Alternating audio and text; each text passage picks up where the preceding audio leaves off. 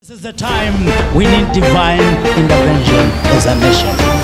And that divine intervention will not come from another place. It comes from the altar of the living God.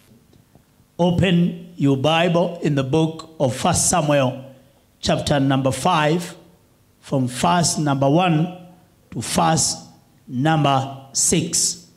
1 Samuel, chapter 5, verse 1 to verse 6. Let's read together.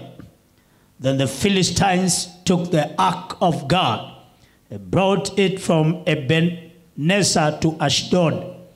When the Philistines took the ark of God, they brought it into the house of Dagon and set it by Dagon. And when the people of Ashdod arose early in the morning, there was Dagon fallen on its face to the earth before the ark of the Lord. So they took Dagon and set it in its place again. And when they arose early the next morning, there was Dagon fallen on its face to the ground before the ark of the Lord. The end of Dagon and both the palms of its hands were broken off on the threshold. Only Dagon's tusk was left of it. Therefore, neither the priest of Dagon nor any who came into Dagon's house tread on the threshold of Dagon in Ashdod to this day. Verse number 6.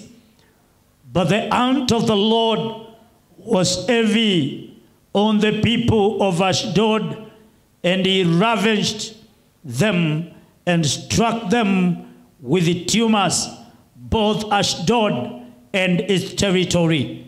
Heavenly Daddy, I thank you for the word that I have read. I pray that God, unto me, you shall give me a revelation. The Lord, as I speak your word, it shall have the anointing. Lord, let your word speak to the lives of your people, of your viewers, and the people who will hear. Let them experience your power in their lives. In Jesus' name we pray. Somebody shout amen. Amen. Now today I want to talk about the hand of God. I want to talk about the hand of God. We have read the book of 1 Samuel chapter 5. But when you study from chapter 4, you will find that the word of the Lord was in Israel through Samuel. And Israel went to battle against the Philistines. And they camped beside Ebenezer, and the Philistines encamped in Apek. And they started war between the children of Israel and the Philistines. And the war, or rather the battle, was very tough on the children of Israel, because this time the children of Israel lost 30,000 foot soldiers in the battle. Eli lost his sons, Ophni and Phinehas. And then the ark of God was taken by the Philistines. And they ran with that ark of God and brought it to Ashdod.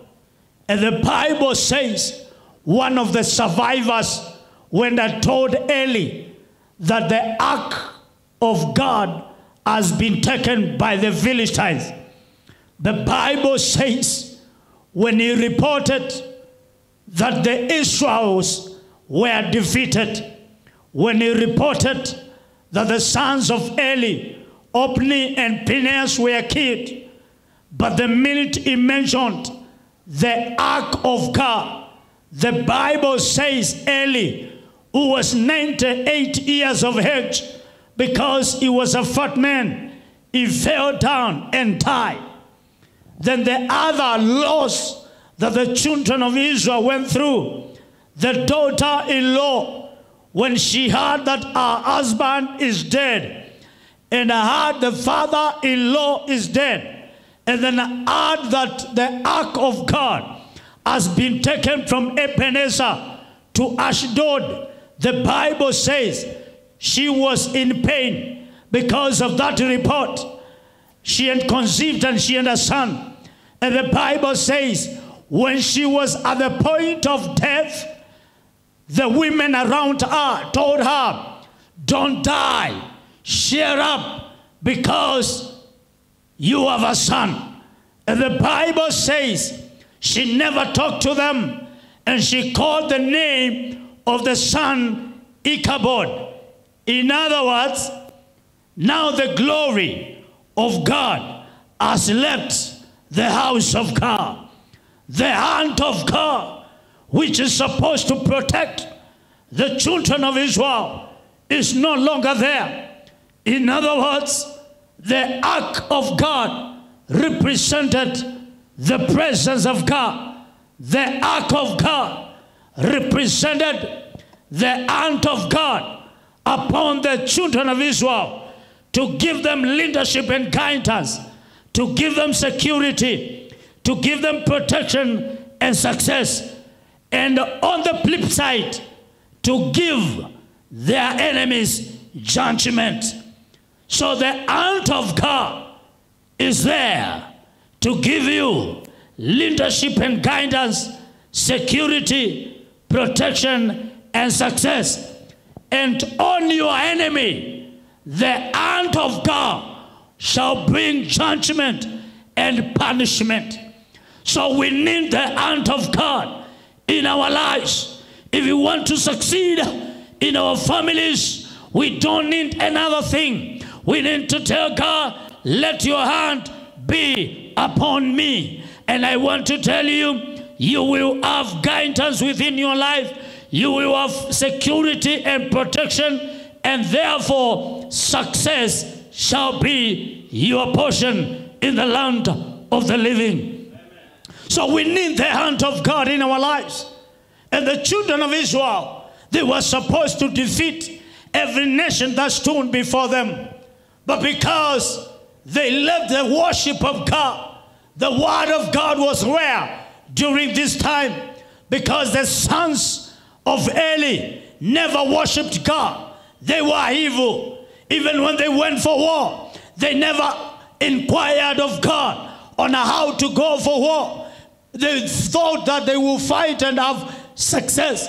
But the Bible says when they went to battle against the Philistines smote them. 30,000 foot soldiers were killed. Hophni and Phinehas, the sons of Eli, were also killed. And the presence of God was taken away from them. My brother, listen to me. You need the hand of God in your life, because the hand of God will direct you to the right business. The hand of God will direct you to the right relationship. The hand of God will direct you to the right thing that you're supposed to do in good time. You need the hand of God in your life. You need in the hand of God wherever you are in your life. You need the hand of God. Praise the name of the Lord.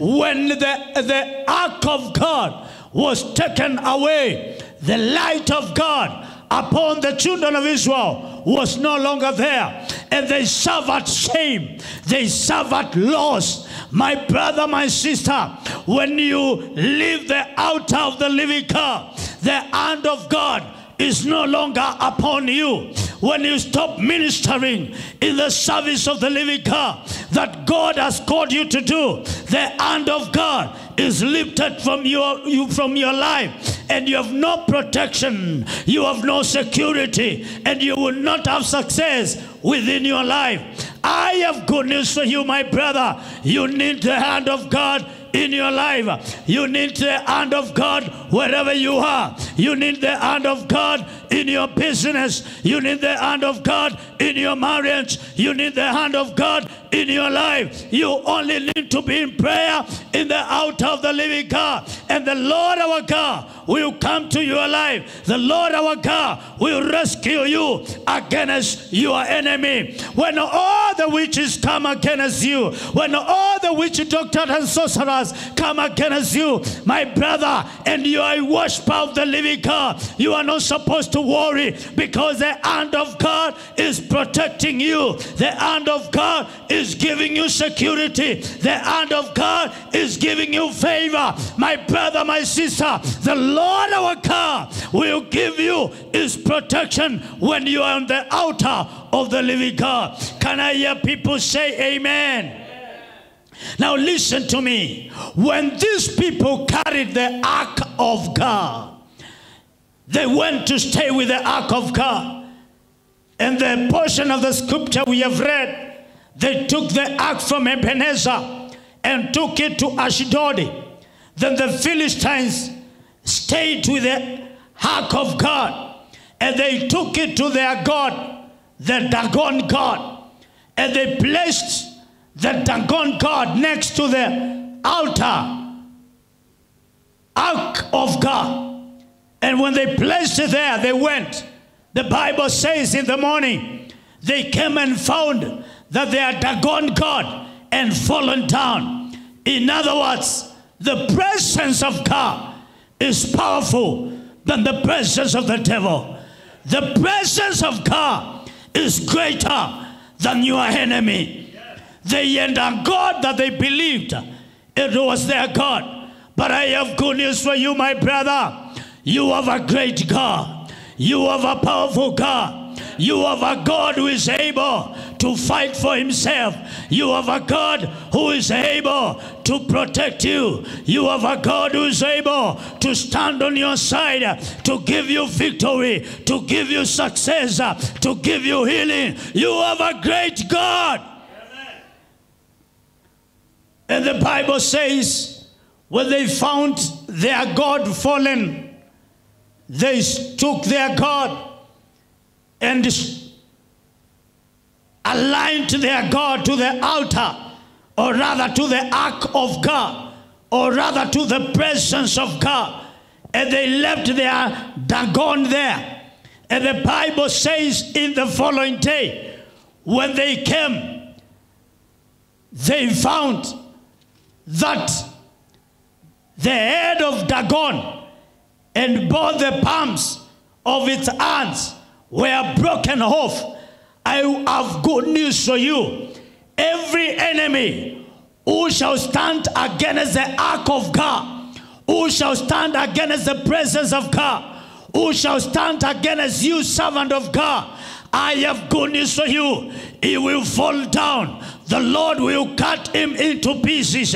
Whoever will stand against your way, whoever will stand against the mission that God has given you, don't worry. Just worship God. Just continue to worship God, because the glory of God is upon your life as you continue to seek him. The following day, they found that they are gone, that they are Dagon God and fallen down. The arms were cut off, the head was cut off, and now they did not know what to do. At that time, the Bible says that also left off the Dagon God. So there was no hope in their Dagon God. They could not talk about their Dagon God, because the ark of God fought the Dagon God. Listen to me, child of God. If you stay in the presence of God, it doesn't matter what kind of witches they will send to you. It doesn't matter what kind of spirits they will send to you.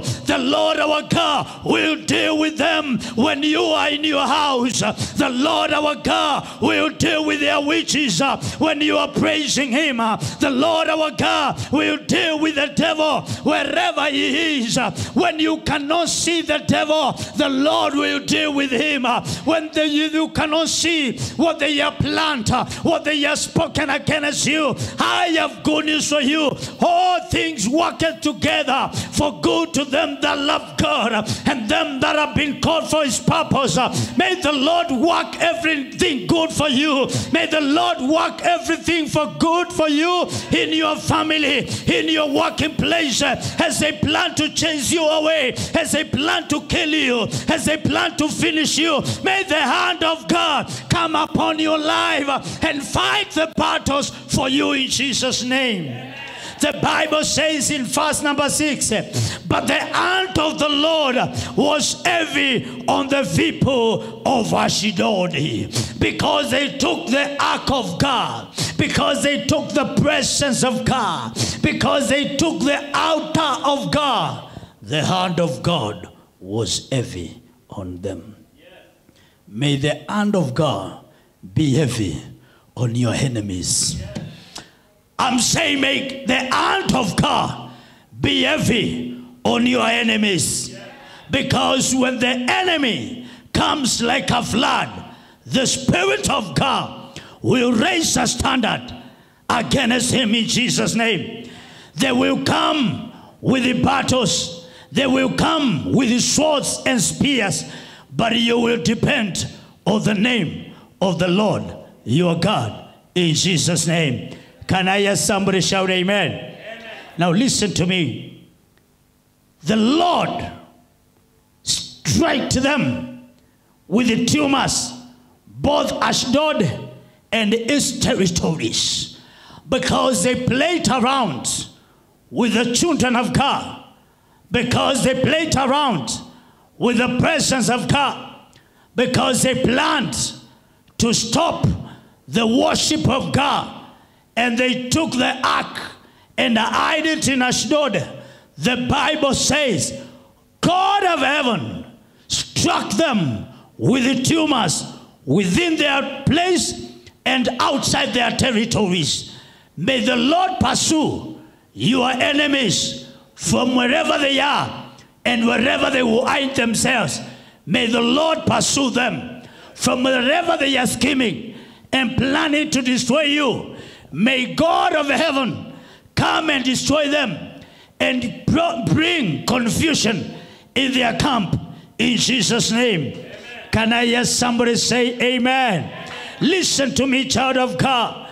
When they realize they are going to die, when they realize that God is fighting them, the Bible says they plan to return the ark of God. They plan to bring a sacrifice and return the ark of God, because the hand of God was heavy on them.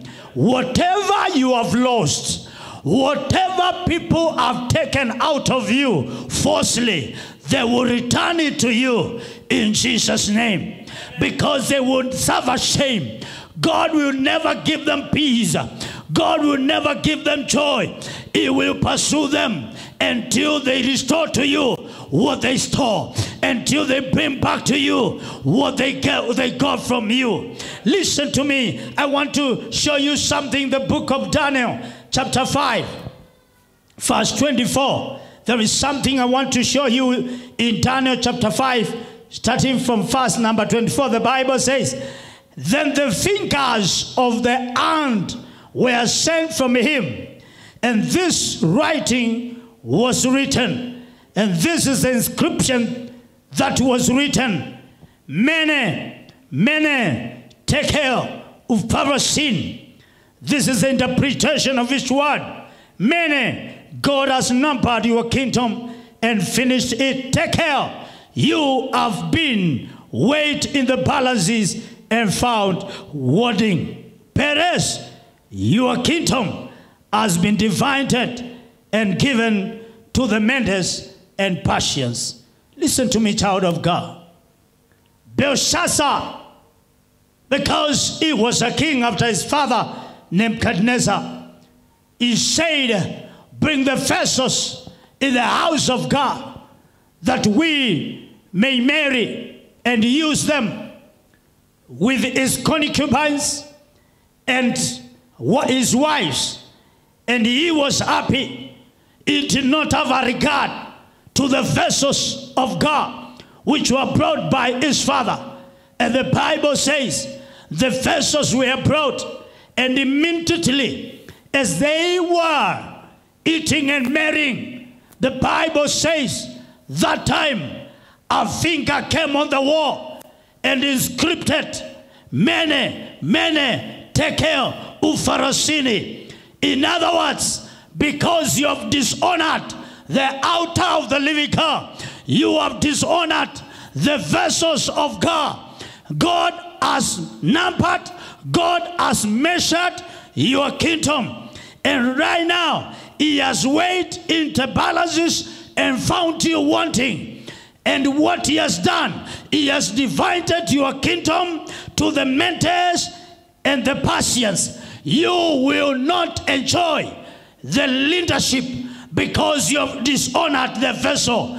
I pause here to tell you, if God fought for vessels, how much more will he fight for you, people of God? If God fought for cups and glasses, how much more will he fight for you? Because the Bible says, for so God loved the world that he gave only his begotten Son, that whoever believes in him shall never perish but have everlasting life. I have good news for you. Our Lord is going to fight for you. The way he fought for the vessels, he will fight for you. It doesn't matter what you are going through. Settle, relax in the presence of God, because he's going to fight for you. The king dishonored the vessels of the living God, and the Lord our God destroyed his kingdom. May the Lord destroy the kingdom of your enemies. May the Lord destroy the arsenals of your enemies. May the Lord destroy the camp of your enemy. If the finger of God came upon that place and he wrote something and it happened, I want to tell you, my brother, the hand of God shall be upon you and you shall be successful in Jesus' name. The last one, I call it the finger of God. People have said, I have seen the hand of God, but you don't see a difference in their lives. I want to tell you, my brother, if you experience the finger, not only the hand, if you experience the finger of God, your life will change. Your life will change. Your life will change. In the book of Exodus chapter 8, verse 17, I want to show you something there.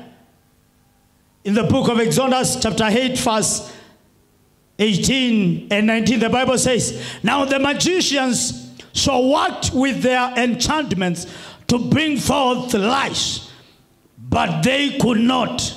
So there were lice on man and beast. Then the magician said to Pharaoh, this is the finger of God.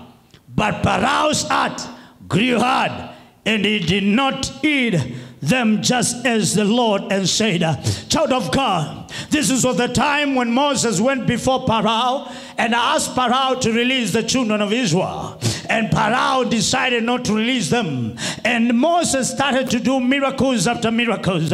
And one time the Bible says Moses released the serpent on the ground, and nuts lies were everywhere. And the king called the magicians and all the sorcerers and all the physicians, and he asked them to destroy the nuts which were on the land. And the Bible says they tried their enchantments, they tried to do their practices, but they tried and they could not make it. And they came to the king and they told the king, King, listen to us. The hand of God is in this place. My brother, my sister, I have good news for you. When the hand of God is upon your life, you shall succeed in your life. You shall succeed in your business. You shall succeed in your marriage. You shall succeed in your working place. The finger of God is more powerful than 1,000 witch doctors. The finger of God is more powerful than Imagine. The finger of God is more powerful than the sorcerers. They tried everything, but they were not successful. They turned to the king and told the king, this is the finger of God. I have good news for you, child of God. When the finger of God is upon you, the witch doctors numbers will not bring you down. When the finger of God is upon you, all your enemies will not be able to bring you down. So continue to worship God and let the finger of God be upon your life, and you shall succeed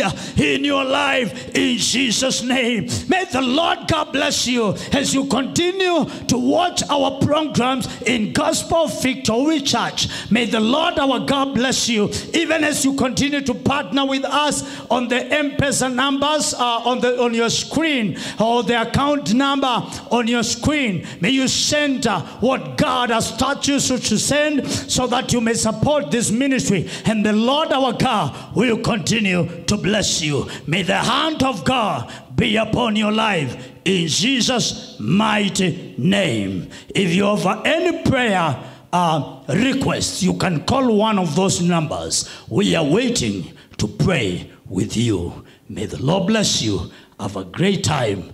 May the hand of God be upon your life in Jesus' name. Amen. Shalom. May the Lord bless you. Amen. You can find our live recordings on YouTube and Facebook at Bishop Peter Maithia. Hope you've been blessed by the sermon.